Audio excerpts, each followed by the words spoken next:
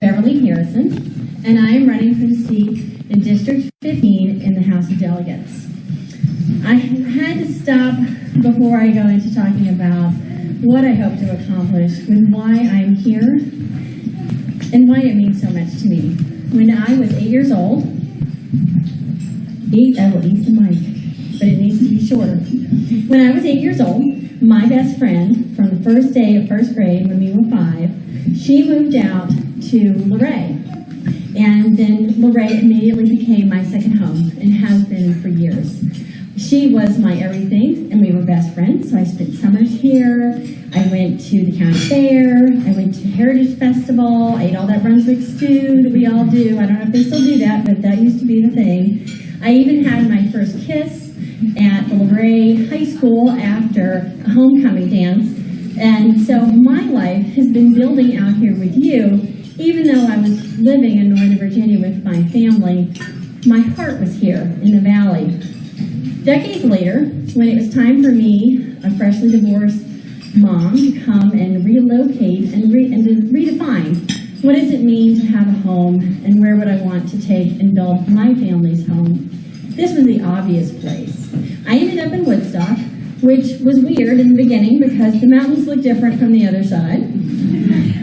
But I got used to it, and now I have 2 homes out here in the Valley. Paige, who will always be my first and dearest love, and Shenandoah County, that I've come to love greatly over the last 10 years. So for me, when I decided to run for office, it was very easy. It is easy to want to work for people that you love, for an environment that's raised you from a little girl going fishing on the Shenandoah River with a stick and a piece of yarn and a very optimistic open safety pin because we never caught anything. That's my home, and you're my people. So I may not live over here in Page with you, but I have loved you for the better part of my life, and it is my honor now to move forward and look at how can I serve you. When I go out and talk with people and businesses, 3 problem areas come up: business and education, healthcare, and the opioid crisis. As you well know, business and education are closely tied in our community. We need strong public schools to attract new business, and we need new business to provide a better tax base to support our schools. Both of these require reliable broadband internet service, something I thought I had as a townie until recently when I was getting ready to go speak about the importance of this, only to lose my broadband internet service and have to wing it, honestly, because there was no way for me to get the information that I needed. It was incredibly ironic and powerful and spoke to me of the need for rural Virginia to be taken seriously in a new way. It's tangential here, but rural broadband internet, you are doing great things out here in Page County. You're leading the way. I spoke about what's happening with you, but when we don't have the internet, we can't function the same way as Northern Virginia. And I want to go and fight for that because, like electricity and running water and indoor plumbing, it's becoming that basic and we need it. When I'm out in the community, I've also been talking to people in the chamber and some business leaders, and they are telling me that they need more skilled students to come out and fill the jobs. They have unfilled jobs that they have to go out of our district to fill. So there's a disconnect between what's happening in our education system and what's happening with our local employers. That means I will foster, when elected, business education partnerships designed to enhance not just cooperation, but a future for our children so that you won't have to leave home and leave your community and leave your family in order to get a well-paying job to support yourself and stay afloat. We have a situation where we have children that are leaving after being here for generations. They can't find enough of a viable position to support their families, and they have to leave. So we need to change that. The importance of public education cannot be overstated. I'm a 30-year education advocate, and that includes working as a health educator for teenagers. Simply put, education changes lives, and I will bring back funding and resources for our community. As you have probably heard, with Virginia's recent Medicaid expansion, more than 400,000 Virginians now have access to health care. We need to protect that access. Thank you, and I will work to provide increased coverage to all citizens. We also need to let people know. That is actually one of the main problems we're having.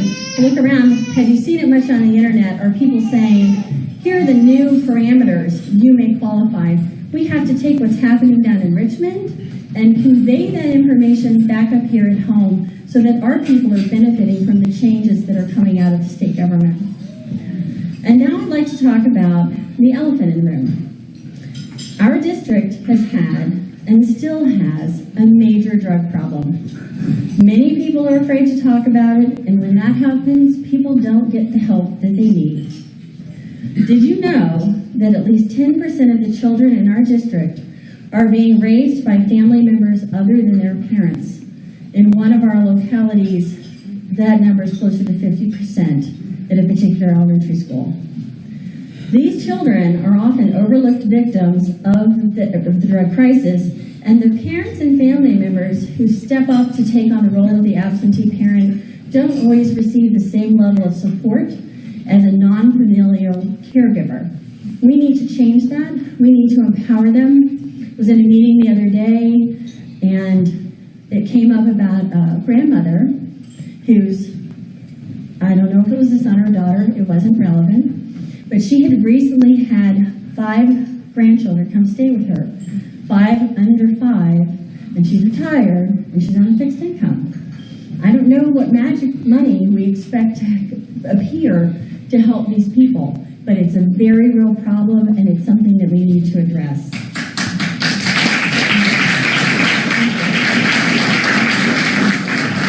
Of course, we need to help the people struggling with addiction and recovery, and we need to remove the stigma around that in order to move forward. That is something I will fight hard to do, and that's something I'm already working on. I am very comfortable having uncomfortable conversations because we have to have those conversations to remove the barriers to access. And actually, it was interesting, in the piece that I was in on Sunday about broadband internet, we brought up the point that we need that, so maybe the first step is you're at home and something's going on, and you maybe your child or it may be you, but you need more information, and you don't want to go to the public library because it's private, and because we're a small town, and everybody knows everybody, and because of the issues of stigma that surround this issue, it inhibits people from getting the help we need. So I think we really have to start there, and then work on funding, work on support that's coming out of the state and come back to the community. It's really a multi-pronged approach, and I believe strongly in this. It folds right back into the issue of mental health care, which folds right back into the issue of having affordable and accessible healthcare services for all of our citizens. I don't know about you, but I am done with extreme politics. Thank you for the amen. I can't affect what's happening on a national level, but I can go to Richmond and get to work for you. And when you go there and a bill is good, it shouldn't matter who sponsored it, and it won't matter to me. I will do everything I can to the best of my ability to work for legislation that actually supports the people in our district and the people in Virginia. It is time we return to government of the people, by the people, and for the people. I hope you will join in my campaign. It's a wide, big table that we've set. Everyone is welcome. I will be out in the community in the coming months having listening sessions where it's not me talking, it's you talking.